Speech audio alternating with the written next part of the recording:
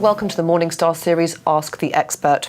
I'm Emma Wall and I'm joined today by BlackRock's Claire Felgate to talk about the difference between millennials and baby boomers. Hi Claire. Hi Emma. So I thought today we could focus on retirement because we could spend hours talking about the differences between millennials and baby boomers when it comes to financial health.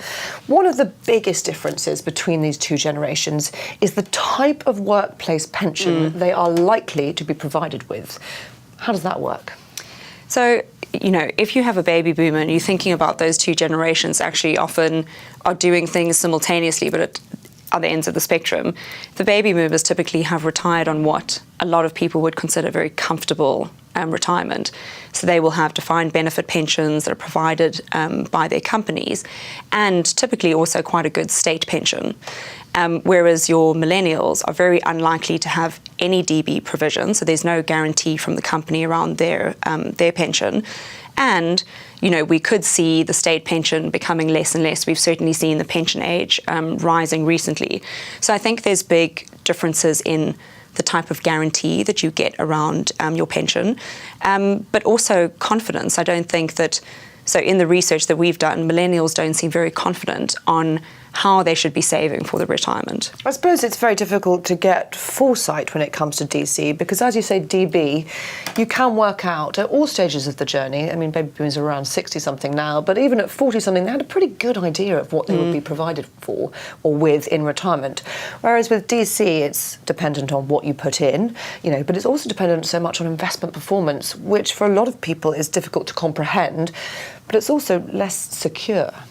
Yeah, and also, as human beings, it's very hard for us to take savings today, then fast forward it in our minds with investment returns into a lump sum. So even if you can do that and you think, I need, for example, £200,000 when I retire, it's extremely hard for people then to turn that £200,000 into what your kind of monthly income would be in the future, particularly. So it's hard enough turning it into an income, but thinking in 20 years' time, how much does a pint of milk cost? So I think it's very hard for millennials. Whereas baby boomers, they didn't have as much choice or control, but typically, a DB pension would often say you would get 2/3 of your final salary. So if your final salary, was 30,000, you would get 2/3 of that sort of with inflation paid into perpetuity. So it was much easier for them to understand what they would be getting in retirement. So that sounds like the baby boomers are better off when it comes to the actual type of scheme. One benefit the millennials do have, though, is auto-enrolment. When we surveyed millennials, a lot of them, I was surprised at the knowledge base surrounding this. Because typically for baby boomers, it would have had to have been, a nudge from a boss or someone tapping your shoulder, a salesman saying, hey, get into this pension scheme, which happened later at a seismic event, getting married, having children, changing jobs. Whereas millennials arguably have a much longer path, a much longer savings period before they get to retirement because they've been auto-enrolled from that very first job. Yeah, exactly. And I think auto-enrollment, I think, has been one of the best things to happen to millennials. And we're all human. You have a list of the things that you should be doing. Oh, I should exercise every day and I should eat healthily and I should do this and that. And actually, the human behavior is that if you harness inertia and you help people on their way, it's much more successful. And so we've seen, I think the statistics now are sort of around 9 million additional individuals saving into pension plans that wouldn't be saving before. And that's been particularly positive for millennials.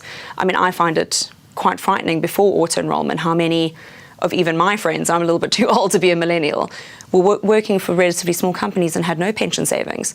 So I think auto-enrollment has been fantastic, and the auto-escalation that we've been through this year and will go through next year is another fantastic step towards helping people have a comfortable retirement. It's not a catch-all though, is it? Because the other thing about millennials is they're more likely to be self-employed, they're more likely to change careers and jobs more often, building up tiny pots or not even crossing the threshold, the £10,000 annual income threshold to kickstart that auto-enrolment. So that's a concern, isn't it?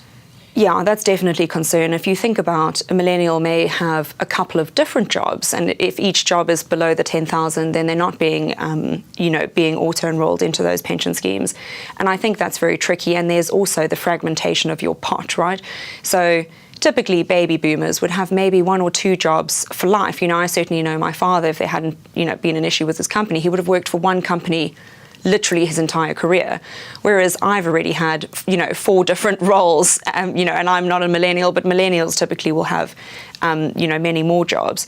So I think there's a difficulty around managing those fragmented pots, but the pensions dashboard that is due to come in will really help with that.